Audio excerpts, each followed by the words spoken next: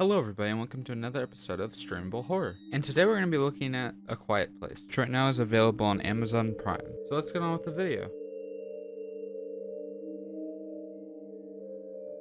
The movie's about a group of survivors who survived an apocalypse where there's a group of monsters that if you make any sound they will come and kill you immediately.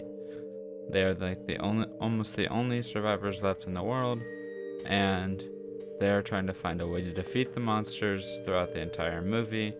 I think the plot of this film was actually pretty original at the time, even though it kind of got copied by stuff like Bird Box, which I don't know which one technically came first, but I feel like Bird Box, the book, did. But I think it did a little bit better than Bird Box's idea, because it's really hard not to make a sound. So that is why I think the plot of this film is actually kind of good for what it's trying to go for. And let's get on with the violence and gore.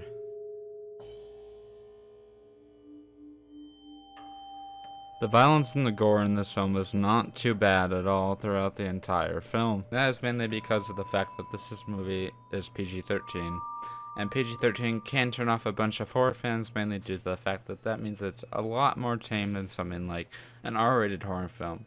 So I'm going to say this, the violence in this film is not too bad for a PG-13 movie. Violence in this film is actually a lot for PG-13 movies, because most PG-13 movies, they cut a lot out. But this one, they didn't probably cut that much out, because it probably was made with PG-13 in mind. But sometimes it can be a little too tame for some people, and it's not too bad. It's not going to be as much as something like Grave Encounters or Autopsy of Jane Doe, but also not so little as something like Creep, where there's not really any gore at all throughout the entire film. This film still has quite a bit of gore in it, but just not as much as something like those R-rated, really hard horror films.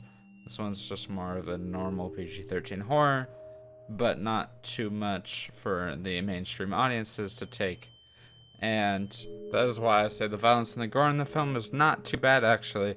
And that is why we are now going to go on to the effectiveness and the scares.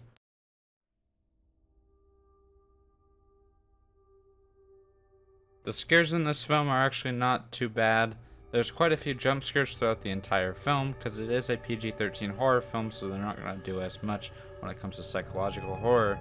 But it's more of just a more jump scare fest type movie, and you should be expecting that mainly because the entire film is focused on sound. So that it makes it super easy for a jump scare to pop up, since jump scares rely on quietness, and about 90% of the movie has no dialogue in it. So expect a lot of jump scares throughout the entire feature film, and the jump scares can be sometimes effective and sometimes not. So the jump scares can be kind of annoying throughout the entire film, especially if you're just one of those people that can't stand jump scares at all. But besides that, the scares are not too awful, but they're not too great either. So that's why we're now going to go on to my final thoughts and my final recommendation.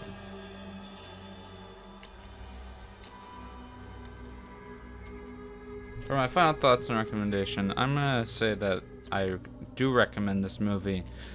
And that is not very surprising, since this film was actually loved by a lot of people. This is probably one of the most mainstream horror films I've ever covered on this show, and I probably ever will, because basically everybody and their grandma saw this movie, and that just shows how popular it was. And it's so popular now that there's actually a sequel coming out this year, but very late this year. But that just shows how popular it is, and it's got a pretty star cast, so you know you're going to get a lot of people watching it. So that is why I give a final recommendation of yes, do watch it, but also maybe if you're a hardcore horror fan, like really hardcore, do not watch this film. This is more of a mainstream horror film, and not really one for the not mainstream, because it's more of just a mainstream horror film that come out every summer. So that's what you should expect, and this is Streamable Horror, and I'm out. Like and subscribe for more amazing content.